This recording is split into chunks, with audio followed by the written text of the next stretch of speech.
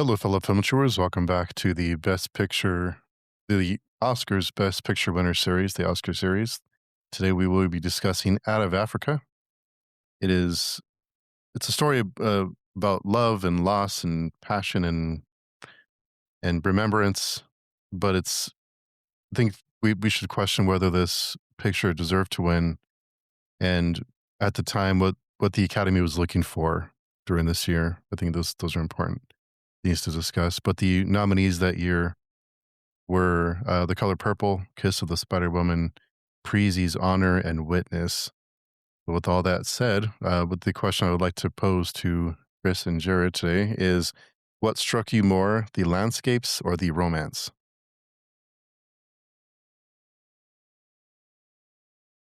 Um, I would say the landscapes in my case. They were nice, very nice landscapes. Yeah. Yeah, yeah. The, uh the romance just didn't quite do it for me. Not that it wasn't believable. I think that was fine. But it was, I had a hard time caring about, uh, Robert Redford's character that much. And I couldn't connect with that guy, and so it didn't have the impact at the end that I think it was striving for. Mm, interesting. It's a hard one to answer because I think both have major problems. I mean, the landscapes were beautiful and all, but this is some of the worst green screening I have ever seen in my entire life in any film. Like some of the scenes were incredibly bad green screen through it, which took you out of the kind of beauty of the landscapes when they were doing the landscapes. Anytime they went to a close up, it was sort of green screen. And then the relationships. On one hand, you had Brewer, the first husband, or the only husband, should I say, who is just an absolute piece of shit. Like, let's be honest, he did everything that he's the worst husband that is ever thing. Yet you sort of are made to like him within the film, and somewhat just go, oh, he's just one of the guys, kind of thing. And then you have Denny's, who not that it's not a bad guy, but even he didn't care about the relationship. So it's hard to care about the romance when until the very, very end, and even then he left it unsaid. Um, he didn't really care about it. So it's a weird film for me because actually a lot of the other stuff I really liked. So the anthropological stuff, all of that kind of stuff, I thought was really interesting. Kind of looking at Kenya, in the way that it was, and and the kind of battle over land and the colonialism aspects of it. Those were kind of really interesting, and the landscapes in general were beautiful at times, but there was that kind of bit, oh, this is a film every now and again with the green screening or the close ups or whatever it was. It kind of surprised me this movie won. I think focusing on the romance portion of it. It's a Mhm. romance, but it's an unconventional romance. It's more It is. about Dennis being free, and he's kind of, he flies, and he dies doing what he loves, and he was free to do he has this freedom, and it's not really about it's about building memories, and it's not about long lasting. It's more about, like, burning fast and hot. It's a strange romance for the Yeah. especially this year for the Academy to choose. I felt like that there's other portions of it where I feel like we're appealing for Best Picture winner, but that's it's strange. It's a strange romance. Hmm, very interesting. In some ways, I think the romance was more. Um, it was more a romance with the land than between two Mm. people, and it was more a romance of kind of falling in love with stories. Like part of the passion that was created between the characters was the fact that she was telling stories around the fire and stuff like that, and Hmm. that love for story was really strengthened there in those type of scenes. And the and it was Dennis's character, Refit's character, that he had more of a love for, like you said, his freedom, uh, to to to an extreme extent, and his but he also had all those, all those pithy lines that he lived by. Like we're not the owners, we're just passing through, and this his love for this land, um, and I think there was a underlying sense of what is the meaning of home in this film. Where do you put your home? Because she comes from one place. She's trying to make a home. She ends up going back to where she came from, calling it home, but then you could tell that the whole time she was longing to go back to Africa and um, work on the home that she, in one way was learning to love in the same manner that Dennis was. Um, Even though they themselves had the affair, and she was longing for that love from him, but his distance from people in general and his love for the land never wavered. Um, and she eventually came to terms with that. She came to terms with who he is and how he is, and she also generated her own love for that land as well. And I think maybe that's more of the romance part of it, was that, rather than Mm. between them. Mm. Interesting, very interesting points, Jared. Hmm. I think it's uh, it's a movie that I have to give credit for the fact that it works in a different way, probably than it was intended in '85 now, than it does, because it does sort of examine relationships and a modern type of relationship in terms of the fact that she was married, had this very open affair, and sort of the husband and all of that kind of stuff, and it was very, of the place and the time that they were in. They were sort of rebuilding these new lives, and sort of anything goes.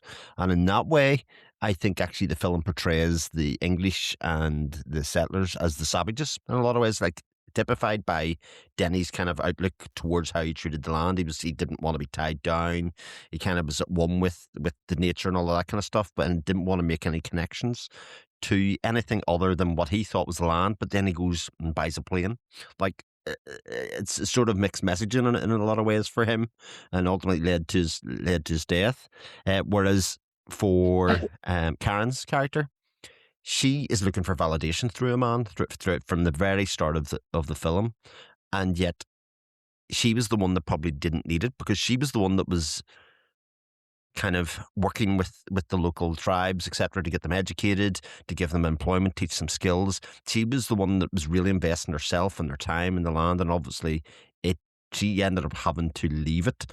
But the impact that she left in the land after she left was much greater than all these people that have been there and been successful and all of that kind of stuff around the time. A very colonial story, I think, in a lot of ways, and the fact that she had to fight for people. So I agree with you completely. The romance actually in this is between her and the place that she tried to call home, but couldn't do it because of basically the interference of other people, between Brewer changing from a dairy farm to a coffee place, then this mysterious fire, Dennis coming in and kind of being in and out, being a transient kind of person.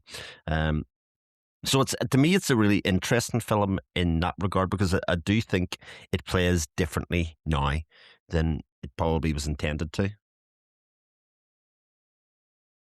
Yeah, and there was some symbolism involved in that idea of home, when he gives her the compass, which is what Yeah.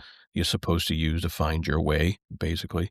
And but you mentioned Boaz earlier, and what a piece of crap he was. And Ugh. but he was significant in this, as far as the story goes, because Mm-hmm. he represented a poison of sorts, and he literally gave her a poison with syphilis, and that was, but that was very, a very on point metaphor, basically, that he gave that to her, and she had to take that poison out of Africa, literally, Mhm. and go somewhere else to have herself treated for it. And and it wasn't, but she kept that compass when she went, and that Yeah. compass was another metaphor for her to find her way back home to Africa. Yeah. Actually expanding on that great metaphor that you just made there, Jared, the fact she had to leave, take the poison out of Africa, and yet by the settlers coming in to them, like Brewer, etc., left her barren, Mhm. and kind Hmm. of, Yeah. infertile. So basically took the life out of her. And so it's a very strong metaphor that I think works on so many different levels. And, but yes, like I say, I think you're sort of meant to just think the Brewer's just he's a bit of a cheeky chappy. He's just one of those guys, sort of one of those lads like you make excuses for him, but he's an absolute, like, he bled her dry, even to the point that when he had got a new relationship, he tried to get her to initiate the divorce. Mhm. Like it Yeah. was, Oh, yeah, and still asking her for money, and yeah, yeah, no, he was the ultimate suck on all resources, yeah, um, and yeah, you're right, and he was a poison to her. Um, and he also represented the poison of colonialism in general. yeah, Um, and, it, and it just kept happening. It just kept going, and there was no, there wasn't enough, just like in real life, there wasn't enough resistance to that. mhm, There wasn't enough people damning that at the time it was happening, and so it just keeps happening throughout the film. He keeps going back and exploiting that resource that he has in her. yeah. I think the characters all seem so. With Dennis, do you consider him to be selfish or just honest?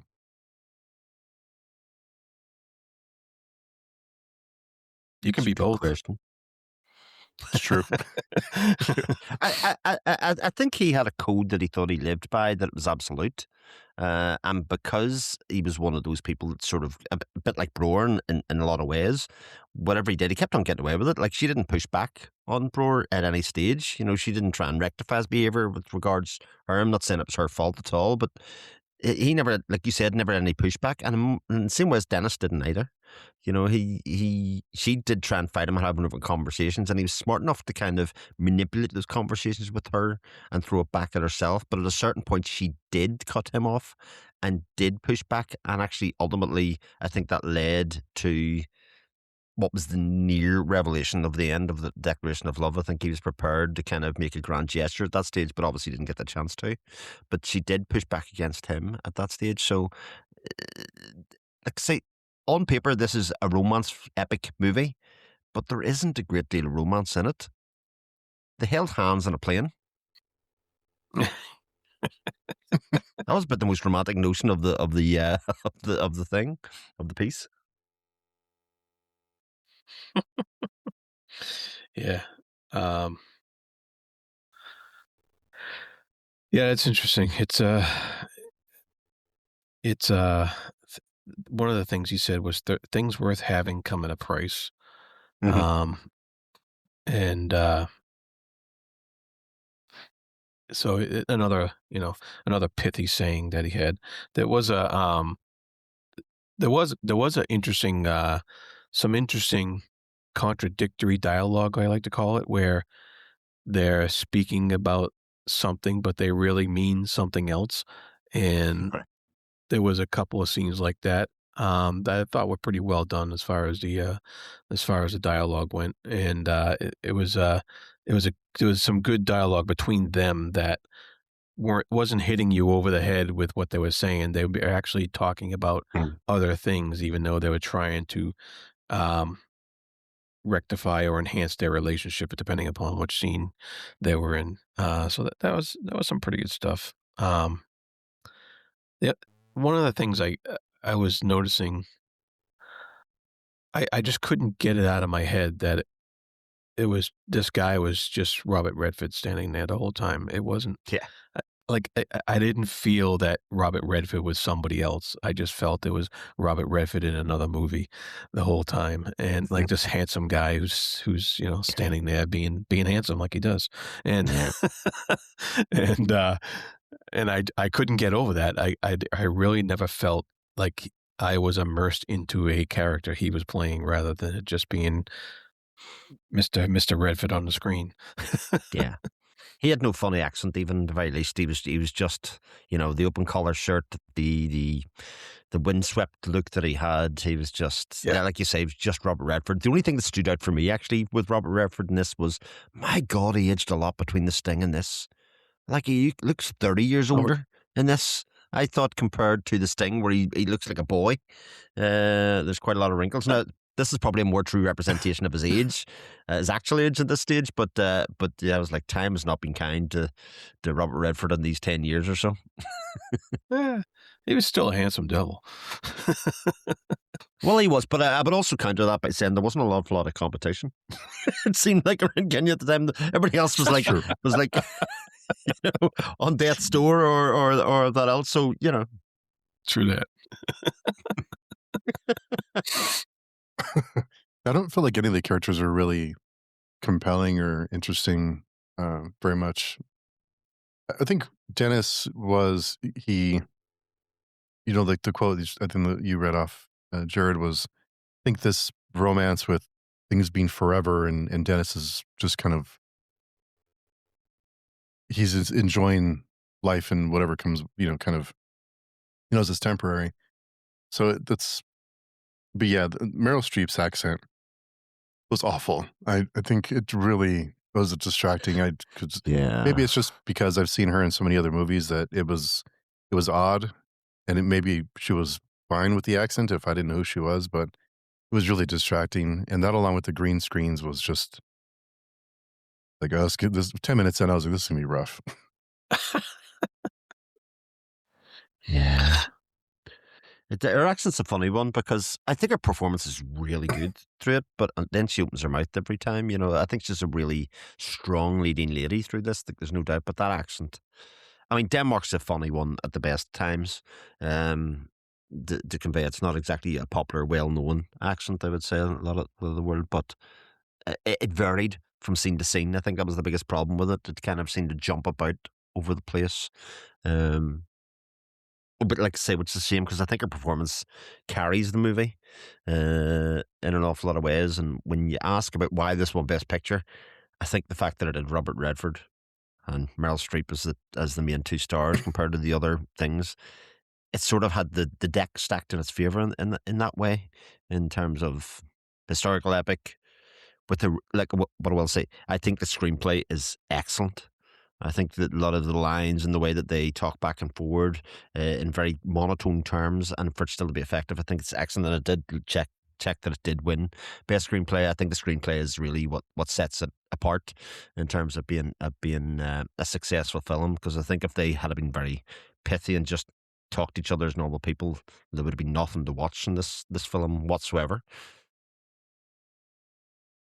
Yeah, I did a little bit of looking into why this won, and the reasons that I found listed were it represented quote unquote real movies to the Academy. It was Okay. during the time there was a lot of action films, teen comedies, and effects driven movies, and this was more old Hollywood, epic, sweeping literary romance. And it was the color purple. It wasn't political. Or the color Hmm. purple was political. It was kind of the safe choice. It was more of the classic filmmaking, and if, like you mentioned, Meryl Streep and Robert Redford, Hollywood, these Hollywood actors, and romantic tragedy is appealing. So Yeah. It's it's Yeah. also it's also like the greatest hits of the past six winners. So it's got divorce, like Kramer versus Kramer. Okay, so it's got the element of divorce in it. Ordinary People, there's the death of a loved one in it. Chariots of Fire, there's game hunting. That one's a bit of a stretch. I'll give you that. Um, Gandhi, This is a historical epic. This is a historical epic.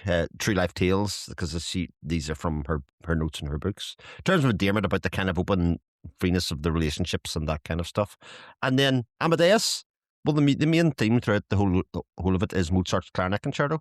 So it's like they just kind of went back into every film and kind of grabbed a bit of it, and then stuck Meryl Streep and Robert Redford on top and went, well, see if this doesn't win. We haven't tried hard enough.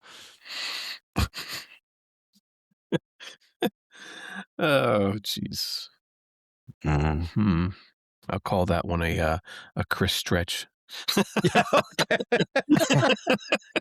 To be fair, it started with the Mozart clarinet concerto and built out from there.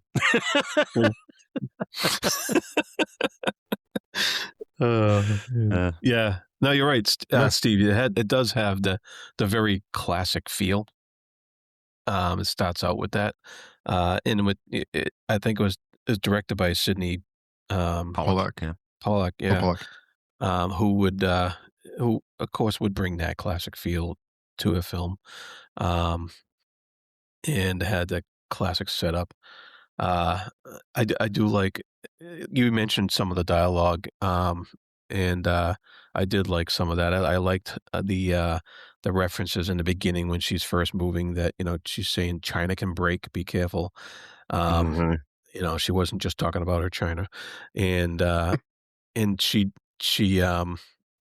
comes in with this ivory dress, very That's nice right, ivory yeah. dress and stuff like that. Of course, that is basically a big symbol for the colonialist European coming in and bringing their standards into a place, and so there was a lot of nice touches like that. You know, trying to force coffee on an area that wasn't generally meant for coffee, also is in the same boat as those things. So pretty It, pretty interesting parts of it. I think the coffee reference was basically a lot about the ignorance that they brought to this land that they were going to. They Yeah. they were trying to force something in a place in a way that wasn't accepted, and that the God was going to punish them for it. I mean, that was a sort of like a side theme. I'm glad actually it didn't focus on that, other than using the missionaries to teach the kids. That seemed to be the biggest kind of prevalence of the use of religion and spreading the faith. But there was those kind of touches to the fact that God was displeased about certain aspects of what they were doing. Even Karen, who is sort of painted as this almost holier than thou character compared to the rest of them, but still was an invader in a strange land. Yeah. Yeah. I kind of wish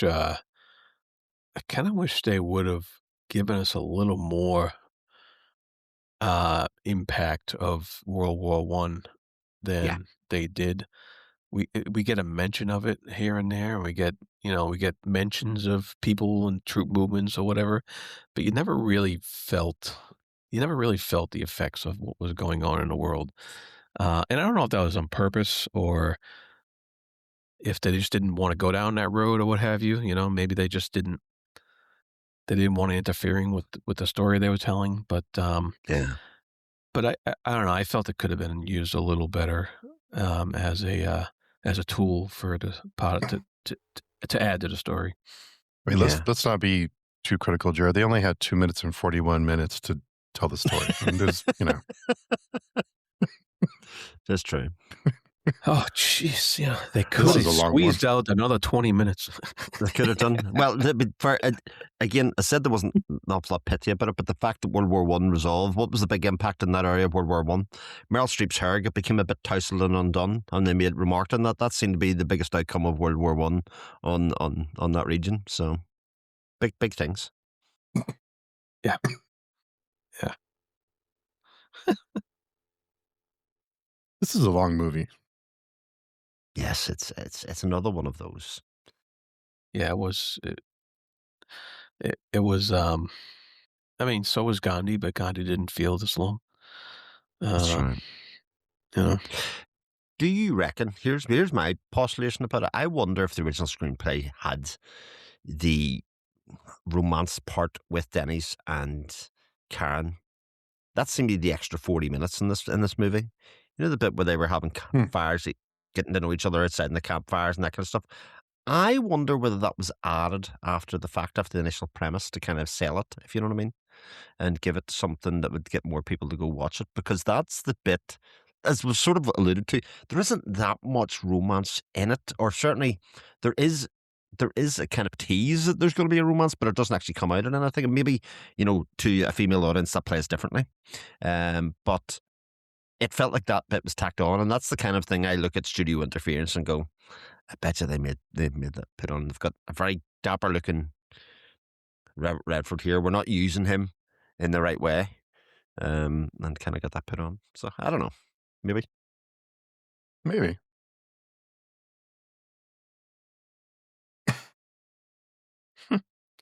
How are we gonna win an Oscar without those two getting together? Getting it Or on. at least I talking about it. suppose also Yeah. there is the idea, and this isn't the last film to do this, by the way, that won an Oscar, that you can't have an historical epic without it having an historically epic runtime. It's true. Killers of the It's Flower very Moon true. also suffered from that as well. Oppenheimer suffered from that. Like that is definitely a thing of that genre. But to Yeah. check the box. Yep. Patton, the Deer Hunters, Yeah. Lawrence of Arabia. Lions. Yeah, they all conform to that part. Yeah. Yeah. This is kind of a rough one. I'd like to say I didn't hate it. It was long. It definitely drifted in parts of it, but there were elements that I definitely did like of it. I just kept it taken out of it. But again, for me, the biggest conversation about this year in film, I mean, you can ask about why Color Purple didn't win, because I think it's a historically significant film in the same way that In the Heat of the Night, etc., would have been at the time. But again, we're in the middle of the 80s, and the films that aren't even mentioned are notable. I think incredibly notable. Like Back to the Future came out this year, and Back to the Future isn't only a fun movie; it's a great movie. Mm-hmm. Agreed.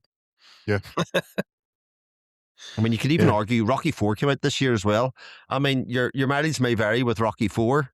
I'm not totally dissatisfied that didn't make it, if you know what I mean. But Back to the Future is the one that sticks out, because it just feels like when you don't represent movies as significant as that, even now you don't know that at the time, but when things play out, they do. You, what you kind of weakens the conversation about 1985 Oscars, or the 86 Oscars, as this was. Hmm. It was Back to the Future was a commercial success, right?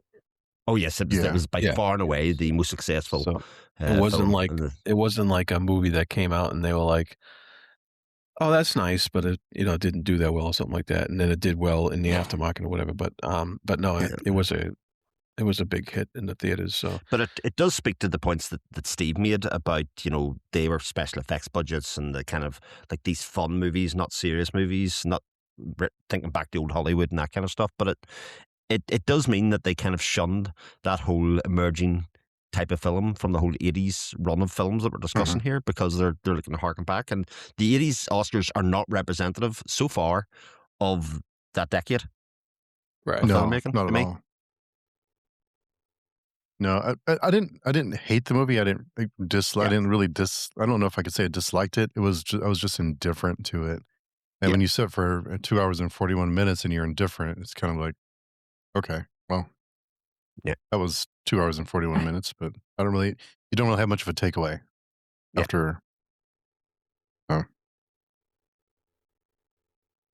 it wasn't a Patton slog, No, but it was a it bit of a was slog. not. It's not trouble in the bottom 3 or 4 here at all. Like, it's not getting there, but it's also not too far away from there either in the total list. Yeah. Yeah, it was all right. It wasn't all right. It was just, I don't know. I can't. It's hard to quantify It's like it's one of those films that I think I wanted to like it more than I did, Hmm. and it just didn't happen. Yeah. Yeah. This was a rough one. Yeah. It'll be interesting to compare this to the next year's winner, which was another historical film. Another comedy or another romance. Another comedy romance, yeah. Another feel good. Yeah. What is next year's again? Platoon.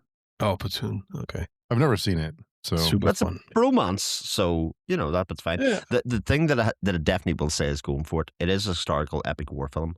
It's 2 hours long. It's already on a winner. yeah.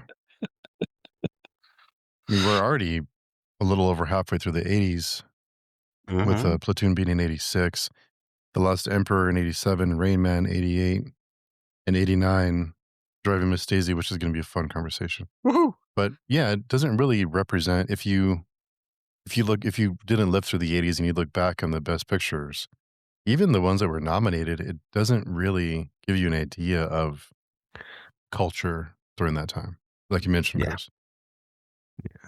That's a real shame because I think the 80s are incredibly historical significant even 40 years later as we're sort of looking at it now.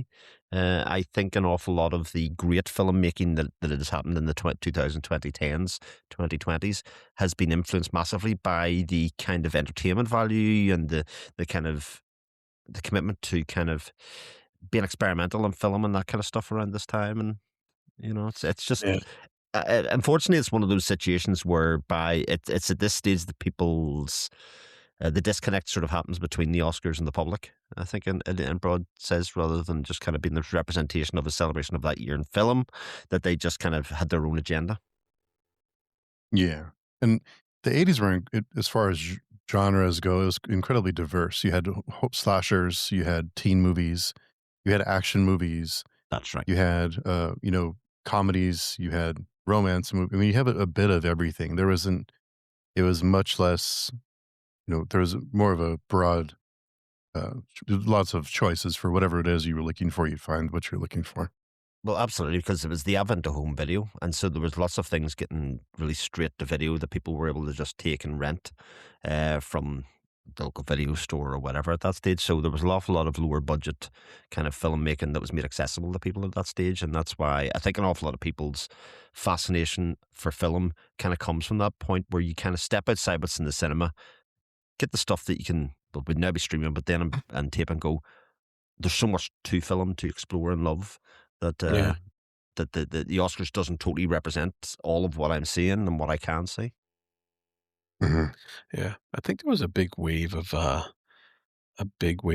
French cinema during the 80s as well. Benoit and other filmmakers were putting out some pretty good stuff in the 80s as well. Hmm. Yeah. Interesting. So I Yeah. guess you get to rankings. Where does this fit in your rankings? So, brother, unsurprisingly for me, now I didn't do this intentionally. It was just when I looked at it and put it in. The two films either side of it are Lawrence of Arabia and Chariots of Fire, and I think that Hmm. probably says more about my tastes for films than it probably does necessarily about those three films because people do like those films quite a bit. But it's definitely it's around 20 out of 26. In fact, it is 20 out of 26. I have it at 22 out of 26. Ooh, Yeah, it's about interesting. where I'm at too. Bottom 5. Bottom 5. Yep. But hopefully, Platoon will Nothing's be more of a hit. Nothing's gonna topple Tom Jones, I don't think. But we'll see. No, it's pretty solidified. Bottom. That's pretty. It's not I don't even know. We bottom have three for me. Like Jesus. Really? Really, it's not like those bottom three are pretty hard to shift for me now. It is fourth from bottom, but it's oh Jesus. When I So think let me about films guess. that I'd want to watch again, it's not the bottom three. So your bottom three is Oliver. Yes, One of the movies, Oliver. Yeah, a dip, me too. last bottom by a long way. Yep. Oh. So Oliver. What else would be bottom for you? The Deer Hunter, right? Oh, the Deer Hunter. So, yes, you're doing them in order. This is pretty good. And then And it won't be a musical. no, Well, no, it won't be another musical. Yeah. Is it Patton? It is Patton. See well, not only Wow. are we having great discussions, but we're bonding the part where you know me so well. You know, this is great. You did them in order too. This is fantastic. Yeah.